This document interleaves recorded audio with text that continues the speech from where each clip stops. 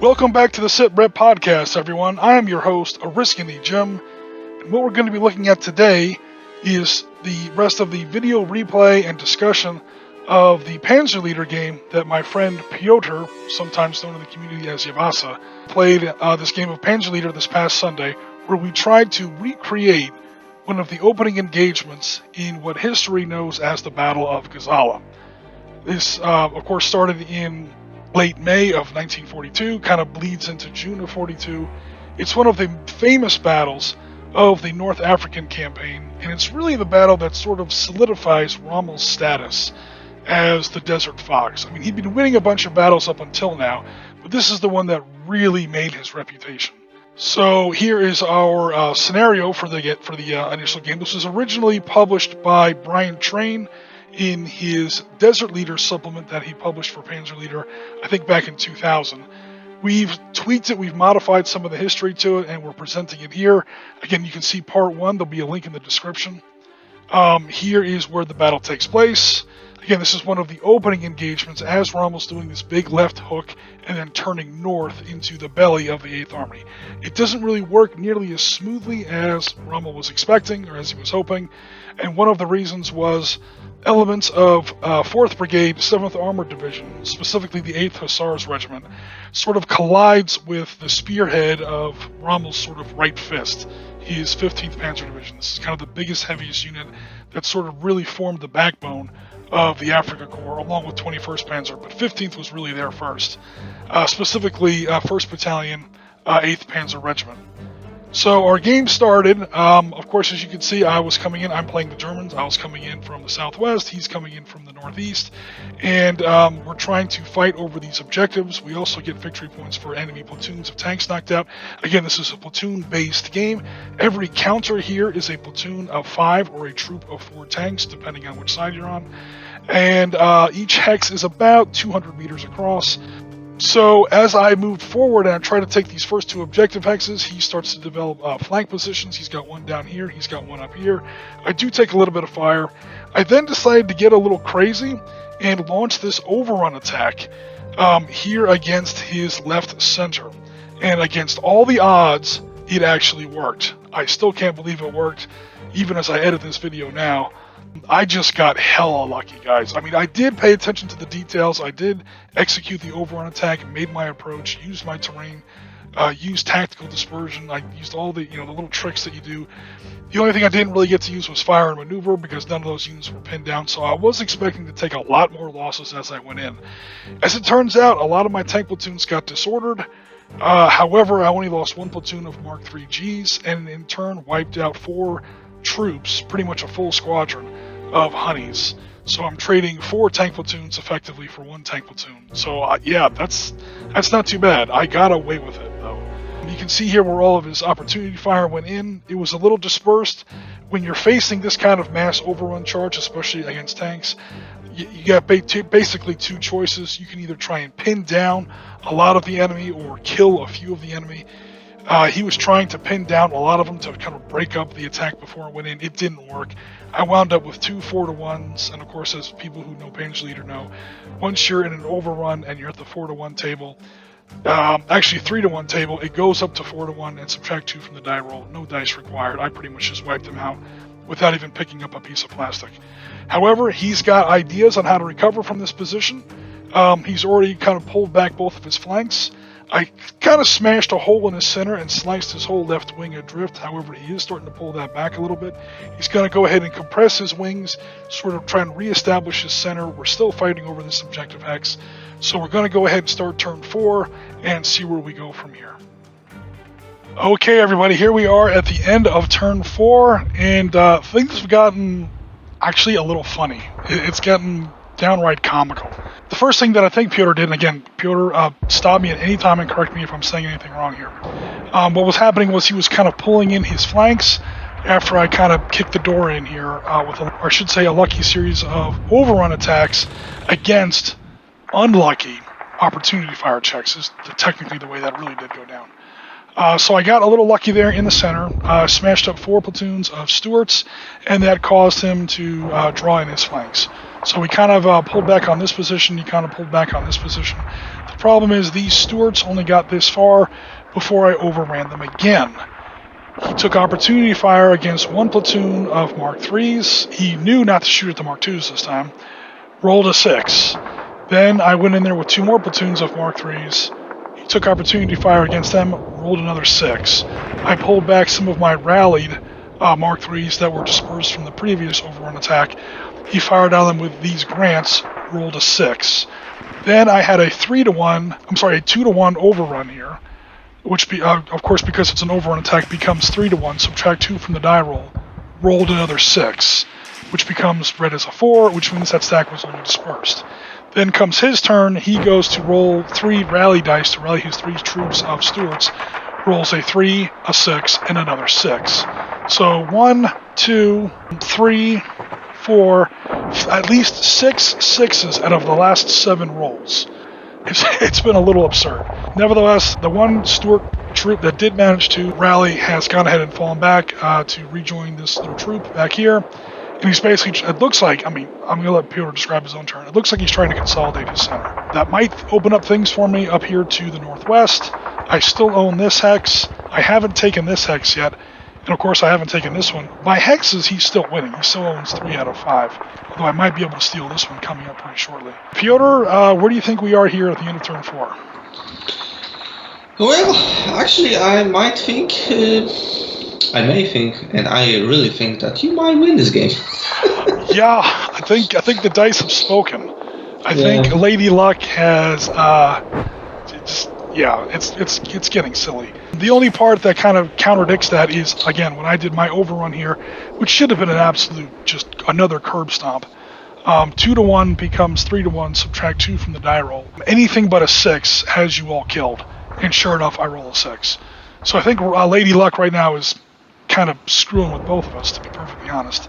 But then I just got absurdly lucky with the opportunity fire checks. Especially this one, I flat out stole that. I'm not going to sit here and call myself Rommel reincarnated. I'm not going to call myself some kind of tactical genius, Panzer Yoda, any of that bullshit. I got lucky as hell there. I got away with that, just like Rommel did in the Battle of Gazala. Perhaps history is repeating itself. I did something I should have, and I got away with it. Yeah. Would you agree with that assessment? Of course I will, because when I roll like 15 dice and I roll 12 6s. Yeah. I guess we all pulled an oddball. We all loaded our tank guns with paint before we went into combat, because right now, as many wreck counters as there should be a hell of a lot more. So we'll see what happens on turn 5. Okay, here we are at the end of turn 5, everybody, and things are getting desperate for the British. So the first thing he did was he moved this squadron of He's moving this squadron of Stuarts, hooking them down here, and then these 3 platoons of Mark IIIs all take their opportunity fire, and they are going to obviously take point-blank opportunity fire as they go in. You're never allowed to have more than 3 units in a stack, so it's going to fill up quickly with wreck counters. However, you move 1 platoon at a time. I take my opportunity fire 1 platoon at a time. Those were the results so far, 1, 1, and 4. So that is 3 more platoons of honeys smoked. This is how you wind up with these absurd hexes with way too many wreck counters than the law should technically allow. Again, this is Arab Israeli War rules where you can only put, no matter how many wreck counters you put in a hex, you can always put 1 unit into a hex with wrecks no matter what. This keeps people from building wreck castles. It's an old cheese tactic from the old Panzerblitz days. Okay, so that seems kind of silly, except now these guys have fired all their opportunity fire. In comes the second stack. Is this the stack you were talking about, Piotr? Yes, it is. Alright, 1, 2, 3, 4, 5, 6. You can move 1 platoon in there. The other 2 platoons are going to have to go into 2210 to do an overrun. You can overrun from 2 directions. Yeah. The reason for that is, again, it's a stacking limitation. That's true. Okay, so which hex, which tank do you want to... Now here's a choice you got to make. You can put 1 of those 3 tanks into hex 2310, and thus keep them safe from these Mark 3s. Okay, because of range. Do you want it to be your tougher defense tanks or your weaker defense tanks? Or do you want to protect your more powerful attack tanks for your overrun? More powerful attack tanks are protected. Alright, cool. So one Grant can go into this hex. He's safe. Alright, so he's safe because of range. Also, the two lines in the way. These two guys, however, are not. Alright, so these three guys are going to go ahead and also take their opportunity. But the Hani can go to 23-11, I believe, because he's faster. Oh, you're probably right. Yeah. Where did they start at? They started back here on... In 2006. 1, 2, 3, 4, 5, 6, 7, 8. Hell yeah, he can do that with room to spare. Okay, now I have no choice. I have to shoot at the Grant. The Grant platoon, or technically Grant troop. Okay, so I have 3 8s. However, I'm at extreme range. That reduces to 4. So I have 3 4s. That becomes 12 versus 6. That is 2-to-1 odds on second opportunity fire. Here we go. With a 3, he is disordered, not destroyed. And that's it. Now we do the actual overrun. 8 plus 5 is 13 versus 3 6s. So that's 18. That becomes 1 to 2. You're 13 versus my 18. However, it goes from 1 to 2 to 1 to 1. Subtract 2 from the die roll. Yeah. Here comes another 6. It's a 3. It's a 3? Let me check the webcam. That is a 3. Alright, cool. That is 1, 2, 3 platoons of Mark III's destroyed. Nice. Little bit of vengeance. Little bit of vengeance. For Jeffrey. Alright, we actually had a British overrun that managed to do some damage. Alright, cool. So that's going to wrap things up, I think, for turn 5. So, yeah, I guess we're going to see what happens going on turn 6 and going forward. Okay, guys, here we are at the end of turn 6, where we're going to go ahead and call it. So, again, we look back at the... it's 3 points for objective hex and 1 point for each enemy unit eliminated. Comes out to 12 plus 10 is 22. 3 plus 8 is 11. 22 to 11. So that's going to be the outcome of today's game. Turns out that my little bold move with my Recon Mark IIs up here didn't do so well. They got overrun by Grants. That's tough. That's tough to do. I have pushed forward from my left wing position here along the Bir el Hamat Road, so I own this objective hex. Applied pressure to the British center as it pretty much imploded anyway. I managed to pull the rest of my right wing back before it got hammered. It doesn't matter because he drew back his left to eliminate this little incursion I had in his backfield. And then I put my 2 strongest defense tanks, my heaviest armored tank platoons, my Mark IV Es, up there in the center. I pretty much just shoved them out there and dared them to do something about it to occupy this 4th objective hex. So I own 4 out of 5 objective hexes, killed 10 British troops in response to 8 German platoons. Again, a British troop is 4 tanks, a German platoon is 5 tanks. So I think our tank losses are actually equal. Yeah. If you actually count up vehicles. However, we did end up pretty much owning 80% of the table as far as objective hexes go. So yeah, we're going to go ahead and call it there. Alright, so Piotr, outside of the 72 6s in a row that you rolled, what did you think of that game? I believe it was a cool game. I won't, say that I didn't play the game for a long time, so I don't remember the rules, and basically my grants were poor because they are high, and they get only a +1 against, dunes, and that's not it. Basically, Jim had a good plan for the game, he executed it well. There was some luck on his side, as he said, because he was shooting on his Mark II. There wasn't some luck, there was a lot of luck. These were hot rolls, but in another game. Oh yeah. As I was saying, you executed your moves well. You had a little bit of luck with my rolls in the center. I did some mistakes while shooting at your Mark IIs instead of your Mark IIIs, but I learned from the mistake and didn't do it anymore during the game. Oh yeah, down here we see a lot more burning German armor down here. There were 3 basic battles. There was 1 lucky shot here, but there was 3 basic battles. There was 1 here, 1 here, and 1 there. and it's literally, you can see Piotr getting better. Here it's 4-1, here it's 3-5, and here it's 1-2 the other way. The bulk of his grants are still intact. I think he's lost 1 grant. 1, 2, 3, 4, 5. Yeah, he's still got 5 out of his 6 grant troops good to go. His honeys are pretty much annihilated. He's only got 1 left out of 10. My Mark 4s are still good. I've lost all my Mark 2s, and I still have a decent amount of Mark 3s. So again, I think what mostly did this wasn't attrition, it was position as far as victory points go. It comes out to 22 out of 11, and again, most of that is due to 12 points in objective hexes. As far as how it turned out this way, it was just a lot of luck. I'm not gonna lie. I'm not gonna sit here and say that Panzer Yoda Oriskany, Mr.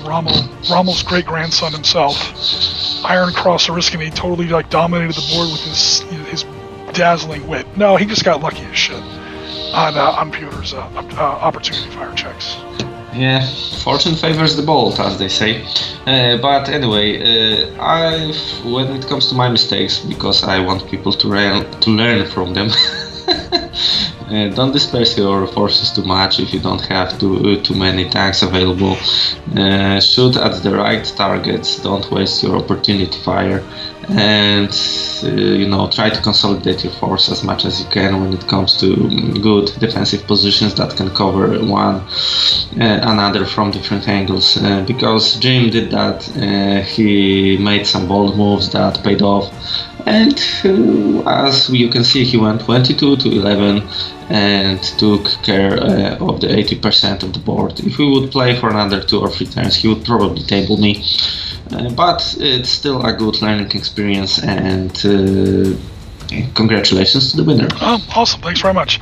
Okay, so what we're talking about at Elam Halfa Ridge is when the Germans get the first longer barreled, I won't say the long barreled one because these are still like the L42s or the L43s, the slightly longer barreled 7.5 centimeter guns. So that's the first time the Germans really have anything that can stand up to the Grant. So again, if we played the rest of this game, I don't think I would table you. I think I would still win because I would suddenly get very conservative. I would totally go on defense and try to prevent you from taking back one of these objective hexes. Nevertheless, most of your grants are left, and those grants are pretty scary until the Battle of Elam Halfa Ridge in August of 42, but that's several months away, until the Germans come out with the Mark IV long barrels. And these are the very early Mark IVs. Then you get the Gs, then you have the Hs, and it goes off the wall from there. But for now, the Grant, this very brief window, the Grant is the king of the battlefield. So you got to be careful when it comes to taking on Grants. That's true. Probably. Because I have not played against them so far. But still, it was close, but man, seriously, you took the victory of the day, without any doubt. All right, well, cool. Thanks very much. I appreciate you're coming out to run a Panzer Leader game with us. As always, anyone who plays Panzer Leader with me is like a friend for life. Especially here, we can contribute to the content here on the Sitrep podcast. Speaking of which, this is Oriskany Jim signing off for another episode here. Thanks very much, everybody. Please remember to like, comment, and subscribe. Especially like and subscribe. Especially likes. If you've already subscribed, please drop a like on this video. It helps the YouTube algorithm find us for future content. So that's it for now. Again, thanks very much, Piotr, and good game. We're taking off for now. We'll be in touch very soon. Take care, everybody. Thank you very much. Bye-bye.